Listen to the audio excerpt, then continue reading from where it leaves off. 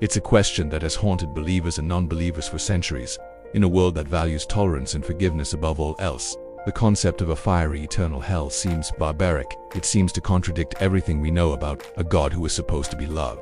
The question goes something like this: how can a loving God send anyone to hell? Maybe you've wrestled with this yourself. Maybe you've seen a friend or a family member walk away from the faith because they just couldn't reconcile this. And I want to be honest, if your view of God is only that He is love, and you don't fully understand what that love means, then hell makes no sense. But today, we're going to dive into the Bible to truly understand what God's love is, and why hell is a necessary and even just part of His character. We're not going to gloss over this or give you a quick, easy answer. We're going to go to the heart of the matter and discover why a loving God truly is a God of hell. Before we can talk about hell, we have to talk about God. The problem with our modern view of God is that we often emphasize one of His attributes, His love, to the exclusion of all others. But the Bible presents a much more complex and glorious picture. God is not just love, He is also holy. He is completely separate from sin. He is morally perfect and pure, just. He is a righteous judge who must punish sin. He cannot simply ignore evil. Merciful. He has compassion for sinners and has provided a way of salvation. When we ask, how can a loving God send people to hell? We are asking the wrong question. We should be asking, how can a holy and just God allow sinful people to be in His presence at all? The Bible teaches that God's holiness and justice are so immense that sin cannot exist in His presence. The only way for a holy and just God to be in relationship with sinful humanity is if that sin is dealt with. And that's exactly what Jesus did on the cross. The Bible uses powerful and sometimes terrifying language to describe hell, but it's crucial that we understand what hell truly is from a biblical perspective. Hell is not a place where an angry God tortures people for sport.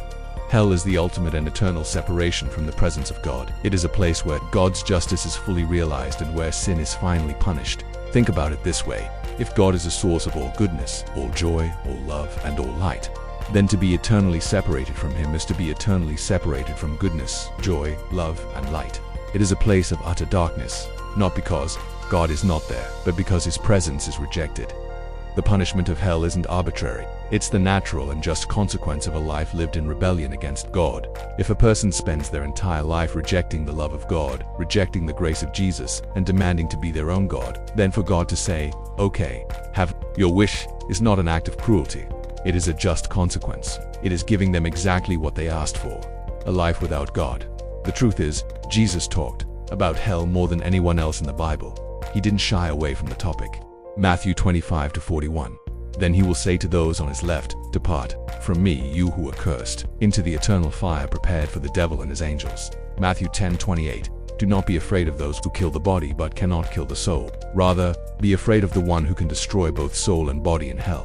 Jesus spoke of hell not to terrify people, but to warn them out of love. He was like a loving father warning his child not to play in the street. His warning was a sign of deep love, not of hatred. He knew the ultimate consequences of a life without Him, and out of love, He told us what they were. Furthermore, we cannot separate heaven and hell from the cross. The cross of Jesus Christ is the ultimate evidence of God's great love. He didn't just tell us about hell. He came down to earth to save us from it. He took the punishment for our sin on Himself, so we would not have to face it. The very existence of hell is what makes the cross so beautiful and so powerful. The cross is where God's justice and His mercy met.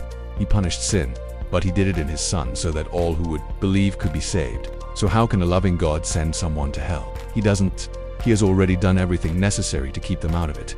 He has made the ultimate sacrifice. He has paid the ultimate price. The only thing that can send someone to hell is their own willful, eternal rejection of the very God who died to save them. It is not an act of God's hatred, but an act of man's choice. The real question isn't whether God is loving enough to save everyone. The real question is, will you accept the salvation He has so lovingly provided? Don't let the fear of hell or the confusion of this topic keep you from understanding the heart of a just and loving God. He has offered a way out. All you have to do is say yes. I'd love to hear your thoughts. What is a question you still have about heaven or hell? Let's talk about it in the comments.